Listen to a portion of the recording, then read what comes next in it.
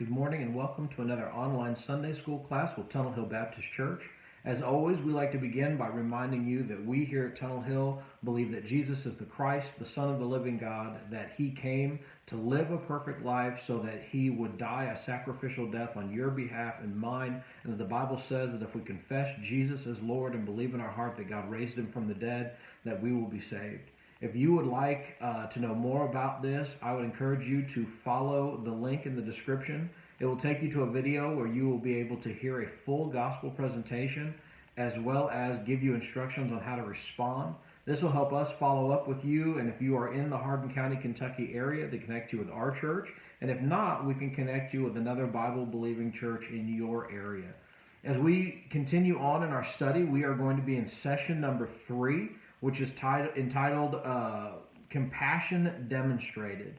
And we are going to be studying, we're going to be back in the book of Proverbs in chapter 3, starting in verse 21 and going all the way through verse 35. So again, this is titled Compassion Demonstrated, and we're going to be in Proverbs 3, starting in verse 21. Now, as we do that, the way that the book introduces is something that I think is very, very interesting when you think that this book was written long before probably they knew anything about COVID-19 or social distancing or really anything that we have going on in our life right now. And it introduces us to a term called cocooning. And, when you think of cocooning, you probably think of something a caterpillar does. And if we translate that into something a human might do, it is this act of isolating yourself from people. And today, more than ever, we have created an environment where people can do that they can stay home and not leave their house under any circumstances for a very, very long period of time. Now, some of that is a good thing. We are in the middle or hopefully towards the end of a global pandemic where a lot of people that are at-risk people are encouraged to stay home and stay safe so that they don't get exposed to this virus at all, or at least don't get exposed to it to such a degree that our hospital systems are getting overwhelmed. Because of that, we have so many different businesses that are working to try and still function even when people can't get out and about. We have grocery delivery. We have things like Amazon and Amazon Prime that can deliver just about anything right to your front door. We have food delivery. We have just about everything that you can think of can be delivered directly to your door, even to the point that you never actually even interact with a human being, not even a delivery driver. It's all taken care of. They come to your house, they leave it on the doorstep, they send you a message to let you know it's there, you go out and get it, and you can really go days, if not weeks, without actual, literal social interaction of any kind. And to one degree, that's a good thing, because it's something that keeps people safe in the midst of a pandemic and allows to separate people so a germ can't spread. But in another way, it's a very, very bad thing. And people that continue to isolate themselves and separate themselves, after a while, that can have a lot of negative impacts on what's going on. For the Christian, it is important that we don't isolate ourselves and miss the opportunity to show God's love towards other people. I want to read for you very briefly from Matthew in Jesus' own words as it relates to this.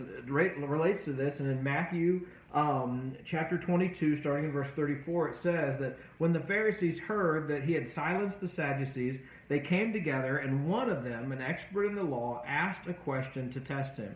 And he said, "Teacher, what command in the law is the greatest?"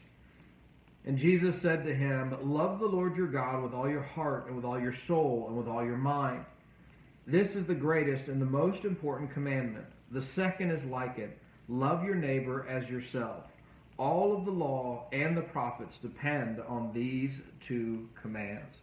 And so, we're going to be talking a great deal today about how we interact with other people as Christians and as followers of God. And we want to start with a question like we like to do. And this is what we want you to do if this is your first time watching. We want you to pause the video. Pause this video. Have a discussion with the people watching with you. If no one is watching with you, you're by yourself, I want to encourage you to get out a pen and paper and actually write some stuff down so that you're engaging with this lesson and not just listening through as I speak. We want you to pause the video. And this is the question we want you to answer. What makes it difficult to love other people? especially those with whom we have disagreements. And so, as we are seeing from our passage that Jesus has said in his thing, as we look at the rest of what we're going to talk about today, we're going to be talking about how we interact with other people, even people that have differing opinions of us, which is very prominent in the world today. But how do we love as Christians, and what makes it difficult for us to love other people, especially those people that we have disagreements with? So pause the video, take a couple minutes, have that discussion, and then we're going to return and start getting into the text today.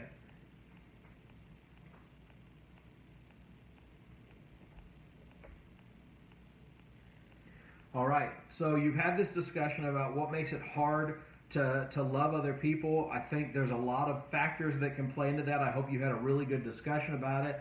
I can think of just two things right off the bat that make it hard to love other people. And first one probably that pops into my mind is just that desire for self-preservation and to not get hurt.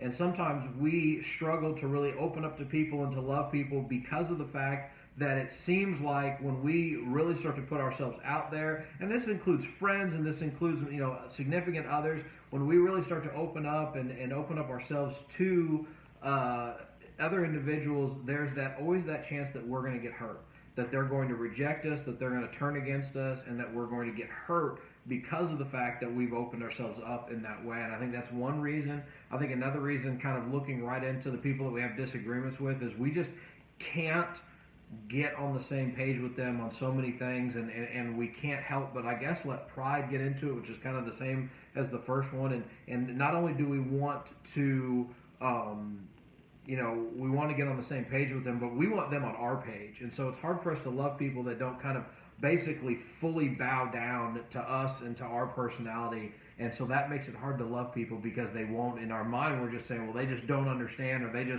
just won't show me, sometimes we'll use church words where they won't show me any grace, when really what that means is they need to completely bow down to me and to who I am, or I won't love them. And that makes it really hard.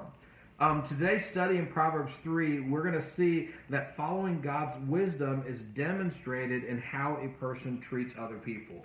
Up to this point, we've been talking about the blessings of wisdom. We've talked about wisdom and as fear of the Lord and kind of defining wisdom. But today, we're going to start to see wisdom is something that begins to reveal itself and manifest itself in how we treat other people.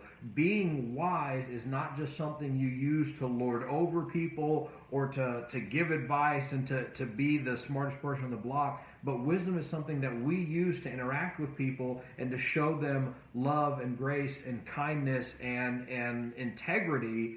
And so it's important that we understand that wisdom is not something that exists solely in a bubble or on an island. So let's get into the text a little bit today and see what that means. We're going to start in verse 21 and read through verse 26. And I want you to be paying attention to what Solomon talks about when he talks about the results of wise living. So let's get into it. This is Proverbs 3, starting in verse 21. And the Word of God says this. It says, "Maintain your competence and discretion, my son. Do not lose sight of them. They will be life to you, an adornment around your neck. Then you will go safely on your way. Your foot will not stumble. When you lie down, you will not be afraid. When you lie down, your sleep will be pleasant. Don't fear sudden danger or the ruin of the wicked when it comes. For the Lord will be your confidence, and he will keep your foot from a snare."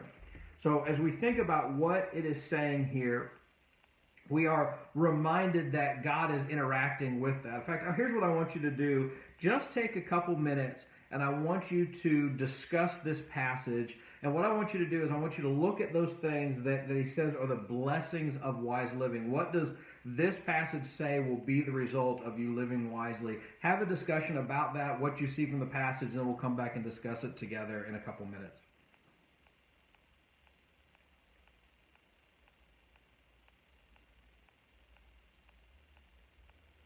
Okay, so there's one in here that I think is really interesting and is really significant as we look at this. He talks about it being adornment around your neck. He talks about it will help, it will protect you and keep you from stumbling and messing up. But notice that thing that he kind of puts in there about sleep. I thought that was just a tremendously interesting statement to make about wise living and having discernment. As he says that when you do it, you will be able to sleep. And if you think about it, that those who live foolishly and those who act in unwise manners, that a lot of times they are going to live kind of this life of fear where either because of their wicked behavior and their sinful behavior, they are constantly in fear that they are going to experience revenge, that someone's going to come out to get them, or they will just live in constant insecurity, not knowing when their next meal will come from, where who's going to pay their bills, or how their bills are going to get paid. How are they going to live day to day? And what he's saying is when you are exercising wisdom and using discernment, that you will not only not have to worry about people coming after you and people coming to get you, but because of this wise living, you'll be able to trust that God is going to provide for you. And so even if there is that chance, as it says, that there will be this sudden danger or this ruin that will come upon you or may affect you, because you trust in the Lord, you don't have to worry about those things. Yeah, they may happen, but because you've placed your hope and your faith and your trust in God, you don't need to spend your hours worrying about them, because even if they do happen, you are going to trust that God will see you through it, or at the very least that you will be with him in the end of all of it.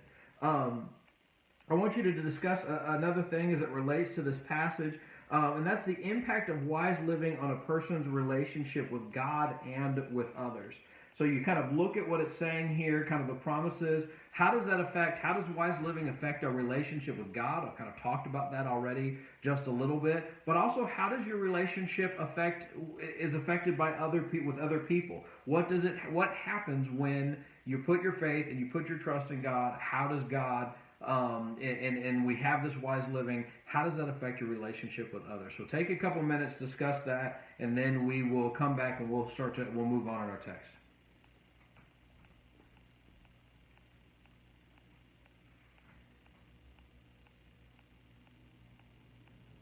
Okay, so hopefully you've had a good discussion with that. We can definitely see very clearly in the text how this close relationship with God will lead to this kind of deeper trust in him and restful nights and stuff like that. But then obviously we see an effect of how that has other people as well. And let's continue that, and let's look at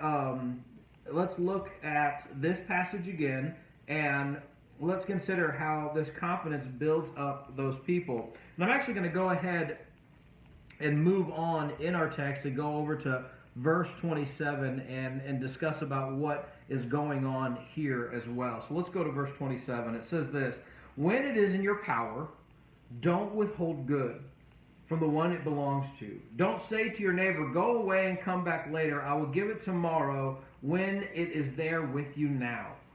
Don't plan any harm against your neighbor, for he trusts you and lives near you. Don't accuse anyone without cause when he has done you no harm." So in this passage, we see some behaviors that he is kind of instructing the person to do and kind of instructing to have happen. And what do these things reflect about the person? Let's kind of think about those for just a second. So we begin here with this statement that he says, if it's in your power, don't withhold good. Now, I want you to understand what's kind of happening here. In this day and age, it was very rare for the average person to have a salary. It was just understood that they went to work every day and they received the salary, and they could trust that at the end of every week or every 2 weeks or every month, depending on how we kind of do things today, that they were just going to receive a check, that they were going to get a direct deposit. Most people, they lived day to day. If you were not a property owner and you did not have a huge farm and those type of things, you were probably a day laborer, which meant that you would your employment would involve what you did for that person that day. And depending on the situation, there may not be work for you the next day. And so almost without fail, most people would work a day, receive their wages that day. And you would receive wages, you would immediately take those wages and go buy the things that you needed at the marketplace and take those home that day. And then you'd get up the next morning and you'd go to seek a job and to do that and fulfill that and fulfill your needs for the next day. And so what Solomon is instructing to his children as a person of integrity is, when you have a neighbor, when you have somebody that has worked for you for the day, don't withhold those wages from those people to the next day when you can pay them now. Because all you're doing in withholding those wages is you're making it so they can't meet their needs for today. You're literally ensuring that this person will go to bed hungry just because of the fact that it might inconvenience you today. And he says, don't do that. Make sure that you're taking care of people. Make sure that you're meeting their needs today and not making it so they go home hungry today just because it's going to be an inconvenience to you. He goes on to say, don't plan any harm to your neighbor because he trusts you, and to not accuse without cause. So there's this instruction here of don't even, these are your neighbors, these are the people that live in your community that are around you. And he says, don't seek their harm, especially in this idea of don't seek their harm so that because it's your benefit. If you are looking at a situation, you say, if I've got option A and option B, and option A, I will make a great deal of money. But if I choose option A, I am going to ruin my neighbor because of it. The decision that I will make will have devastating results on this person, whether that be something inherently sinful and evil and wrong, like robbery, or just something very crafty and schemy, saying, there's this person, and I know that if I do this thing, divert water, do whatever, that it's going to have disastrous consequences on them and their livelihood.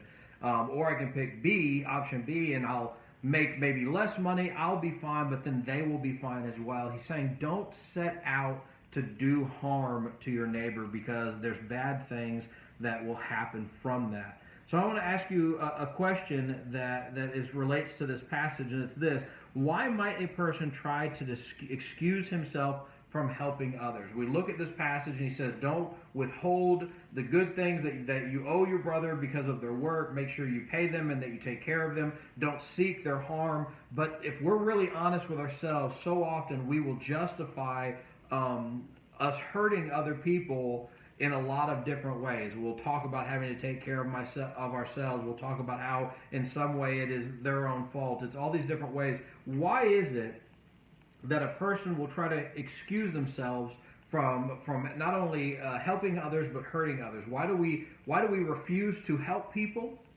And then also, why do sometimes we justify why we hurt people to try to make it okay? So based on this passage, read it again as a family unit. Pause the video, read it again, and then discuss why is it that people might excuse themselves from helping others, and then with that, why they may justify when they hurt others. So take a couple minutes, discuss that, and we'll come back.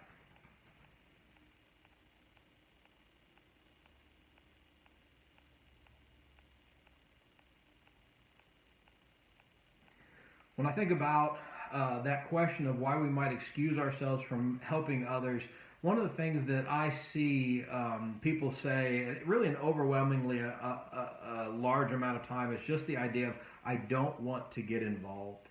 And there's really this idea with a lot of people that their concern is if they get involved and seek to help people, that is going to become a greater sacrifice or a greater commitment than they might initially intend. And we hear the horror stories, certainly, and we see those things happen from time to time. But so often we'll see people just pass by others that very clearly need help and need our assistance, because we're concerned is that it may end up costing us a little bit more, demanding a little bit more of our time, or that it just won't bring about the results that we may want because of it. And so we kind of excuse ourselves saying, well, hey, I need to get my own life right, or I would help, but I've got other obligations, or whatever it might be. And we just come to this statement of, I just don't want to get involved because I don't know what the consequences of that might be.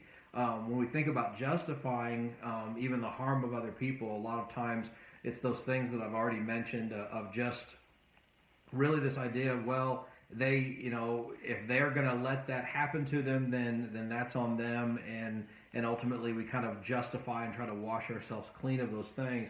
But we look from this passage and we realize that we don't get that out. That if we have the ability to do good, and that we don't do it, that's on us. And we actually even see that in the New Testament in the book of James, when it says that if we know the right thing to do and we don't do it, then that's still sin to us. That's still something that falls on us. And so we need to remember that how we interact with people, for whether it's doing good or failing to do good or whatever it might be, that our interactions with people, that matters. That has a profound impact on our relationship with God and what we believe about what the Bible says.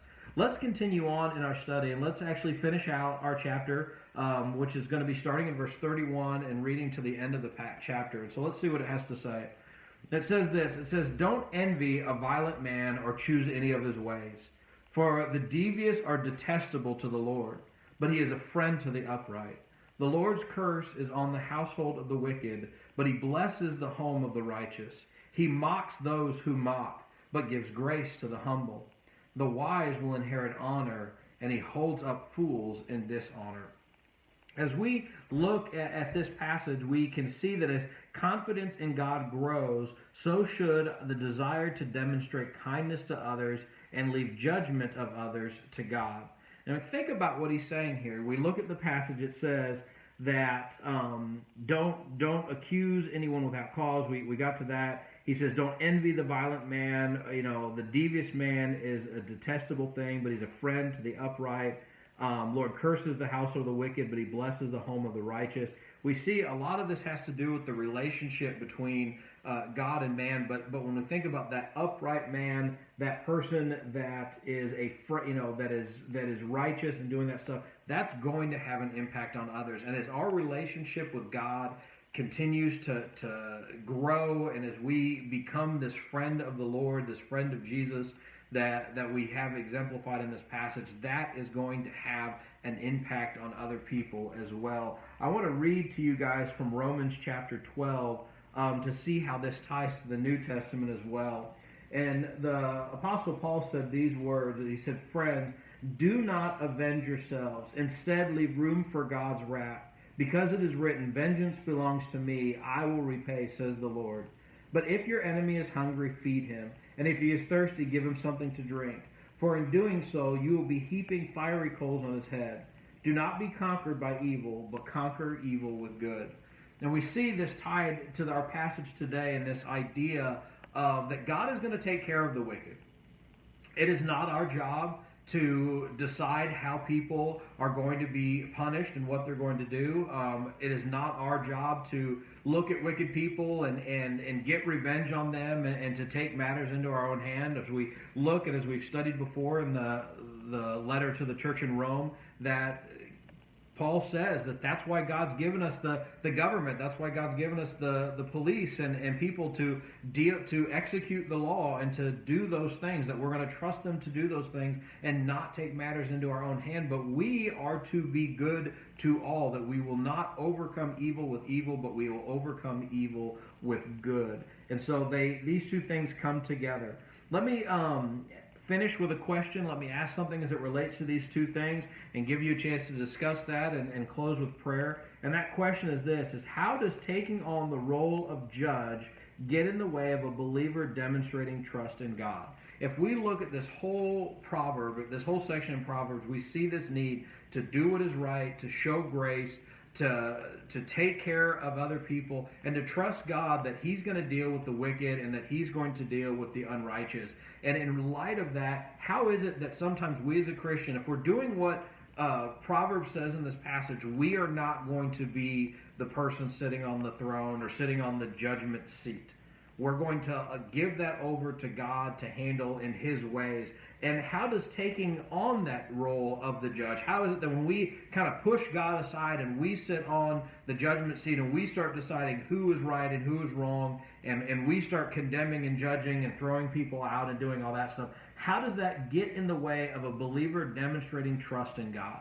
So with that, I want to close with that. I want you guys to discuss that as a group, have a conversation about what it means to trust that God is doing His thing, and then how that affects how we do everything else. have that discussion, close in prayer, and then join us for our in-person service at 11 o'clock. We are going to live stream that again this week, and after it is done live streaming, we will then post that onto YouTube, and you'll be able to watch it all the normal places. I want to encourage you today, as we close off our time together, to